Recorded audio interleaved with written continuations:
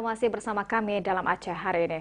Saudara, kematian gajah Sumatera yang ditemukan di wilayah pedalaman Kabupaten Aceh Jaya, tepatnya di Desa Alu Meraksa, Kecamatan Tenom, teridentifikasi. Pihak Balai Konservasi Sumber Daya Alam atau BKSDA melakukan nekropsi pada bangkai gajah dan menyimpulkan kematian gajah berjenis jantan di Aceh Jaya akibat infeksi berat. Dari hasil nekropsi, pihak BKSDA menyimpulkan kematian gajah berjenis jantan di Aceh Jaya akibat infeksi berat. Hal itu seperti ditemukan adanya bekas luka pada bagian kaki dan berbagai bukti lainnya yang menguatkan kematian gajah bukan karena tindakan fisik oleh manusia.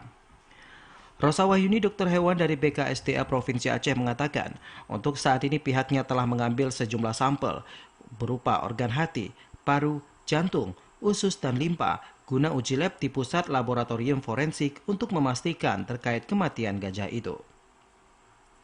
Berdasarkan hasil nekropsi yang dilakukan pihak BKSDA, didapati bentuk fisik gajah yang mati itu terlihat sangat kurus, bahkan jaringan di bawah kulitnya juga sangat kering, sehingga pihaknya menyimpulkan kematian gajah karena terjadi infeksi berat yang dialaminya.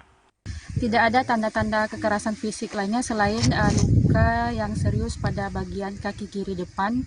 Luka tersebut adalah luka karena terjerat seling, dan kita duga seling ini sudah lama terjerat di kaki satwa sehingga mengakibatkan satwa mengalami kesakitan yang hebat. Dia tidak dapat bergerak bebas untuk mencari pakan dan minum.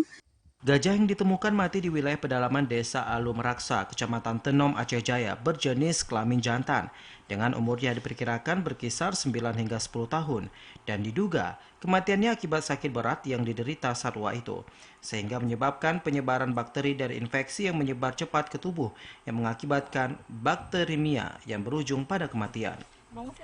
Tim Liputan TVRI melaporkan.